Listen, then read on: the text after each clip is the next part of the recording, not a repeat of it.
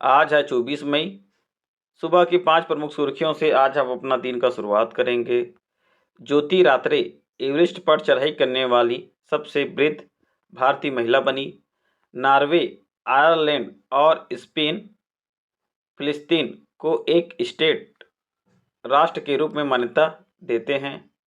Norway, Ireland, Spain फिलिस्तीन को एक स्टेट राष्ट्र के रूप में मान्यता देते हैं। मुख्यमंत्री पटेल ने गांधीनगर में FABEXA फैब्रिक सोर्सिंग एक्सपो का उद्घाटन किया।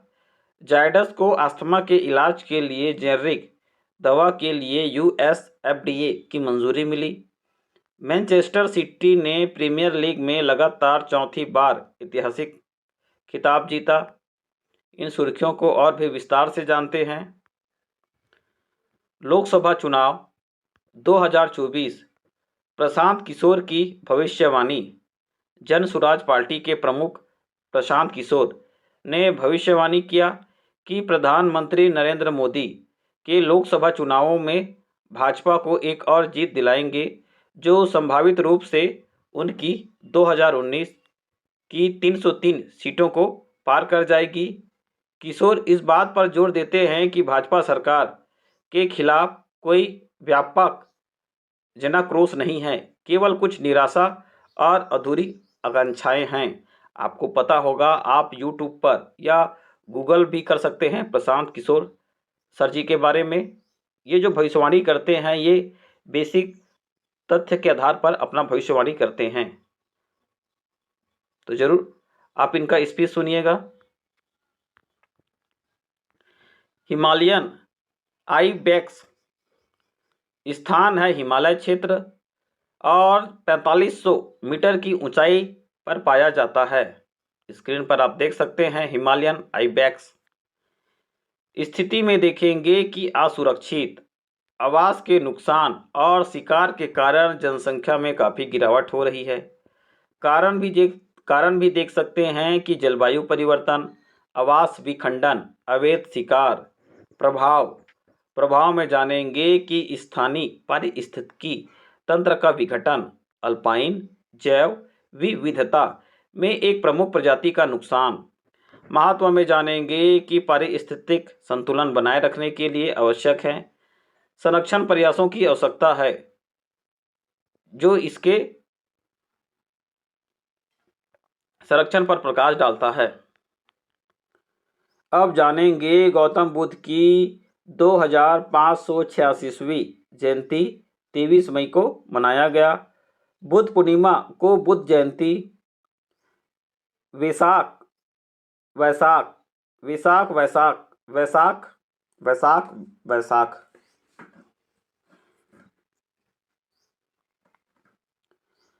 गौतम बुद्ध की 2586वीं जयंती 23 मई को मनाया गया। बुद्ध पूर्णिमा को बुद्ध जयंती, वैशाख और बुद्ध के जन्मदिन के नाम से जाना जाता है।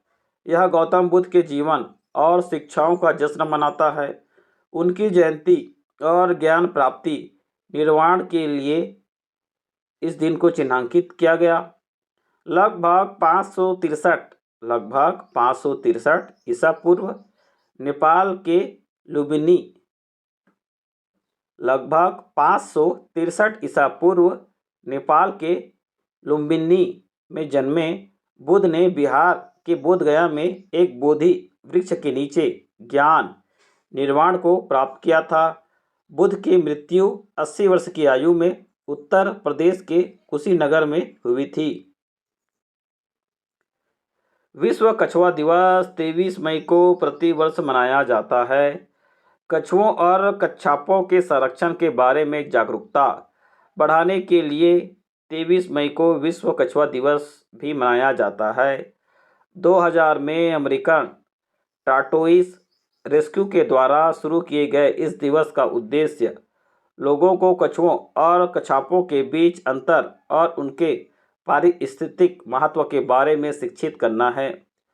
कछुओं या कच्छापों को गोद लेकर, संरक्षण प्रयासों के लिए दान देकर या बचाव केंद्रों में स्वयं सेवा करके इस दिवस का जश्न मनाया जाता है। कछुओं या कछापों को गोद ले सकते हैं या संरक्षण के प्रयासों के लिए दान देकर या बचाव केंद्रों में स्वयं सेवा करके इस दिवस का जश्न मनाया जाता है। भारत में यूरोपीय लोगों का आगमन। पुर्तगाली 1498, कालीकट केरल में, ब्रिटिश 1600 ईस्वी, Surat Gujarat, Dutch 1602, Masulipatnam Danes 1616, Tamil Nadu, French 1664, Pondicherry. Vasco da Gama ने 1498 में कैप ऑफ गुड होप के माध्यम से भारत के आने के लिए समुद्री मार्ग की खोज किया। ब्रिटिश कप्तान विलियम हॉकिंस जहांगीर के दरबार 1608 में पहुंचे। प्रथम पुर्तगाली शासक फ्रांसिस्को डी अल्मेडा, पहली फ्रांसीसी फैक्ट्री सूरत 1668। टोक्यो विश्वविद्यालय ने चिली में विश्व की सबसे ऊंची वेधशाला का उद्घाटन किया।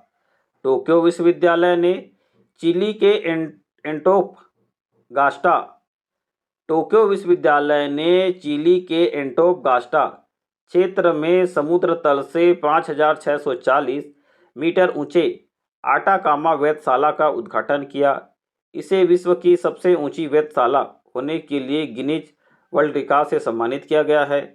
प्रोफेसर युजुरु योशी के नेतृत्व में TAO का लक्ष्य पाने उच्च ऊंचाई वाले स्थान उन्नत तकनीकी के कारण विषम स्पष्टता के साथ डार्क एनर्जी और आदिम सितारों जैसे ब्रह्मांडीय रहस्यों का पता लगाना है। ऑस्ट्रेलिया और उज्बेकिस्तान AFC महिला एशियाई कप की मेज़बानी करेगा। ऑस्ट्रेलिया और उज्बेकिस्तान को क्रमशः 2026, 2029 AFC महिला एशियाई कप के लिए मेज़बान के रूप में पुष्टि किया गया, जो एशिया के महिला फुटबॉल के बढ़ते महत्व को उजागर करता है। यह 2006 के बाद ऑस्ट्रेलिया की दूसरी बार मेज़बानी है और उज्बेकिस्तान इस आयोजन की मेज़बानी करने वाला पहला मध्य एशियाई देश बन गया। AFC के अध्यक्ष हैं शेख सलमान। AFC के वर्तमान चैंपियन है चीन।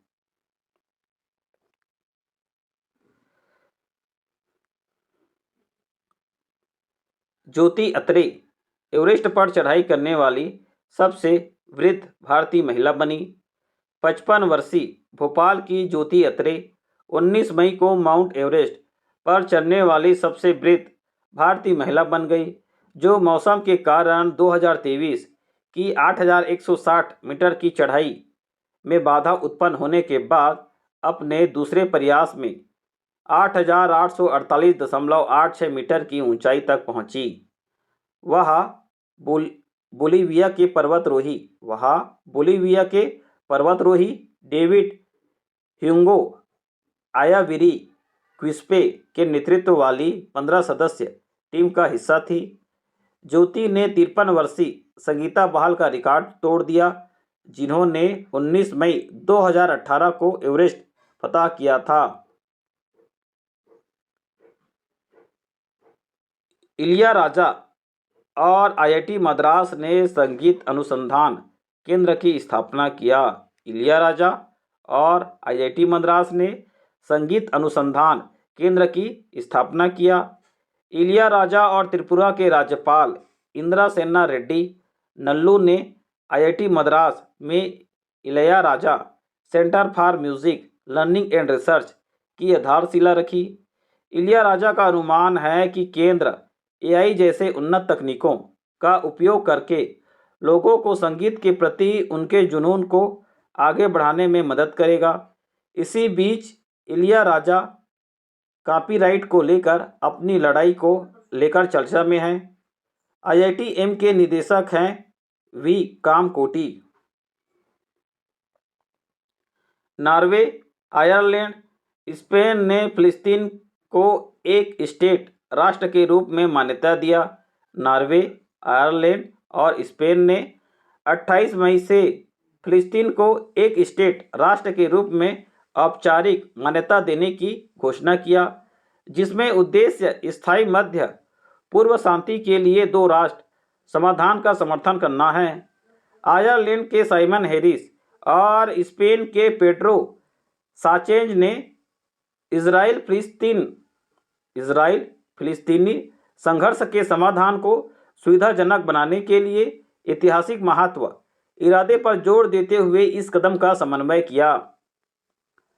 मुख्यमंत्री पटेल ने गांधीनगर में FABEXA फैब्रिक सोर्सिंग एक्सपो का उद्घाटन किया। मुख्यमंत्री भूपेंद्र पटेल ने 21 मई को गांधीनगर में मशक्ति क्लॉथ महाजन के द्वारा FABEXA फैब्रिक सोर्सिंग एक्सपो 2024 का उद्घाटन किया, जिसमें 125 से अधिक प्रमुख ब्रांड और 93 स्टॉल शामिल थे।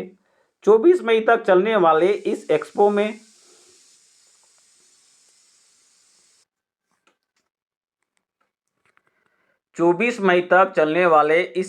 में 800 से अधिक निर्यातकों 24 मई तक चलने वाले इस एक्सपो में 800 से अधिक निर्यातकों, खरीद घरों और परिधान निर्माताओं के लिए B2B बिजनेस टू बिजनेस और B2C बिजनेस टू कंज्यूमर कार्यक्रम शामिल हैं, जो नए तकनीकी डिज़ाइन और उद्यम के रुझानों पर केंद्रित है। मैनचेस्टर सिटी ने प्रीमियर लीग में लगातार चौथी बार ऐतिहासिक खिताब जीता। 19 मई 2024 को मैनचेस्टर सिटी ने वेस्ट हैम यूनाइटेड को हराकर अपना